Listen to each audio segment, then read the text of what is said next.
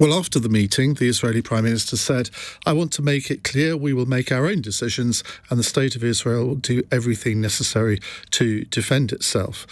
Now, look, obviously he's going to say that Israel has a right to defend itself, but to just say it in those terms, I think the British government could interpret that as a little bit of a snub. Let's hear what Patrick Winter thinks, diplomatic correspondent for The Guardian. Patrick, am I wrong in my interpretation of this?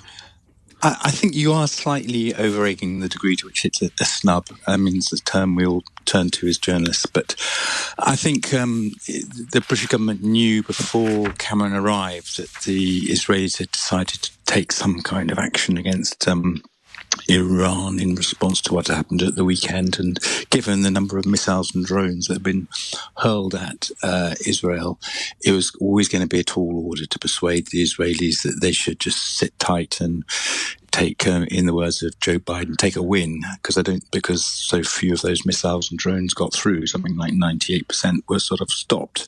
But I think Israel feels it has to respond. Now, the issue is how they respond. I saw the Iranian senior diplomat to the UK here yesterday, and he said, the one thing I can tell you for sure is when we respond, if there's a further escalation by Israel, it will be much harsher than before. So the danger is we're going to get into an escalatory spiral. And so what I think Cameron is hoping is that what the Israelis eventually do in the next few days is not that dramatic. So perhaps it might not be an attack on Iranian soil itself. It might be an attack on an Islamic Revolutionary Guard compound, say in Syria. That's what they're hoping the Israelis are going to do. And from the tone of what David Cameron's remarks today, I felt he was reasonably assured that Israel's not going to go completely bonkers and really lay into Iran in a sort of military way. He thinks there's going to be circumspect. So that's the hope, because the real danger is we just end up in a tit for tat and it gets worse each time, and then ultimately you're in a war within a couple of weeks, full-scale war. An Israeli friend of mine at the weekend said to me, you Europeans, you don't understand us. You don't understand the situation. We can't just sort of sit back and take this. And I said, yes, but given that very few of the drones actually got through, given that it was effectively a military defeat for Iran, why would you then inflame the situation when you actually scored a bit of a victory? He said, well, we don't look at it like that. And I think that was quite an interesting comment, because I think also from the opposite's point of view in the Middle East, it's the same. I'm not sure that we get that either. Well, I mean, there's two different views about what was happening at the weekend. I mean, some people sort of seem to, the Iranians almost try to portray that they were sort of taking their drones and missiles for a sort of weekend test drive, and they weren't really trying to cause any damage whatsoever. And then the other view is that, if these missiles got through, there would have been mass civilian casualties. And there's still just an argument between experts about what exactly happened, how serious Iran was in trying to cause damage, and whether they were just simply trying to lay down a marker about deterrence. I mean, it was a remarkable thing for Iran to do. It hasn't something it's done. It always uses proxies, and here it was itself acting because it felt it had to respond to what had happened to its own consulate on the 1st. So interpreting what Iran was doing is part of how you interpret what Israel should do in response. Because if you feel that Iran is now unleashed and really feels it can act in a different kind of way towards Israel than it has before, then Israel's going to have to respond quite harshly. But I think the view in the West is that this can yet even now be contained, because Iran was not trying to cause mass civilian casualties. They were trying to make a point to the Israelis. But that's the issue of interpreting what Iran is up to and what are they doing and who's in charge now, who's making the decisions ultimately in Iran. Just respond to this text or WhatsApp message I've just had from Dal, who says, Israel and other nations are supposedly not heeding Cameron's words. Britain's global standing has plummeted post-Brexit, revealing the absence of its once perceived exceptionalism. There's quite a lot to unpick there in some ways. But, I mean, I think David Cameron is being taken seriously on the international stage, not just in the Middle East, but by our allies as well. What's your could I make view? I just make one point about that, which is that everyone said that when Cameron went to see Donald Trump, this was just like a fortnight ago, that he'd been snubbed, that it had all gone terribly wrong, and that he hadn't been able to see the key Republican speaker, Mike Johnson, who's the man who decides whether there will be an aid budget and bill for Ukraine. And everyone said Cameron had failed. Well, lo and behold, today, Mike Johnson, not purely because of what David Cameron's done, but part of it is the pressure from people like allies like Cameron. He's now putting a bill forward that will be voted on this week, which will see billions of dollars go to Ukraine. So I do, this idea that whenever a British minister goes abroad and makes his point and doesn't get exactly what they want, it's still better to have made the point. And in the American case, I think Cameron has had some influence.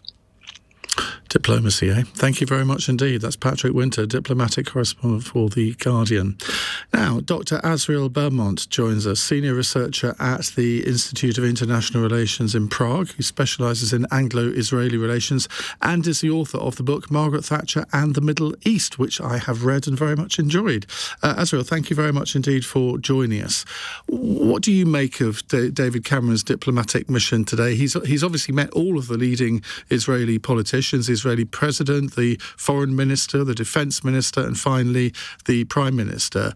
What difference has this made, do you think, if any? Well, I think it's worth it. His visit was worthwhile, and it was made together with the German foreign secretary. I think Israel has to feel the concern of its allies, because Israel benefited from the support of its allies on Saturday night. And there is pressure, and I think the pressure needs to be, Netanyahu and his government is feeling the pressure somewhat, so, especially from the Americans.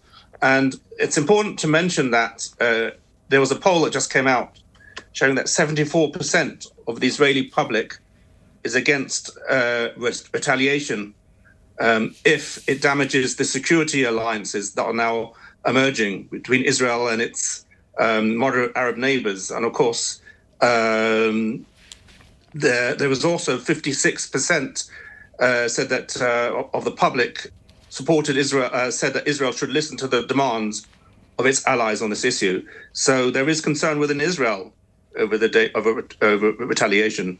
So David Cameron, I think a lot of Israelis will actually identify with what David Cameron's been trying to do. But at the same time, he's concerned because, as he said, Israel has made its mind up that it is going to carry out some kind of retaliation. Question is, when will it do so, and what will it do? And of course, there's also the long-awaited invasion of Rafah, which Israel has talked about for some time. It still hasn't happened. And you wonder if these two things might then be connected, that they could be carried, any retaliation against Iran could coincide with further military action in Rafah. There's a certain logic to that, isn't there?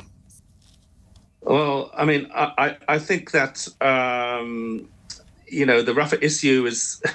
I mean, in some ways, Netanyahu, the whole Iran issue, has played into his hands because it has helped Israel, put the issue of Gaza somewhat less prominent now, less in the headlines. But I honestly think, it seems to me that it's the issue of Iran is for Israel the more greater danger for Israel than the issue of Hamas. I mean, Israel's weakest enemy, Hamas,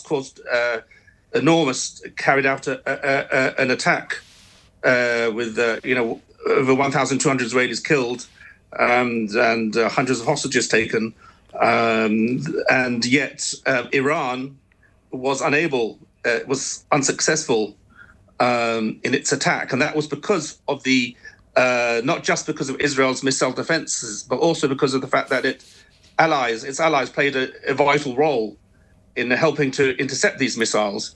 And Israel would be making a huge mistake if it makes light of the role played by its allies and the importance of developing a stronger relationship with moderate Arab states, including, of course, the prospect of normalization with the Saudis eventually.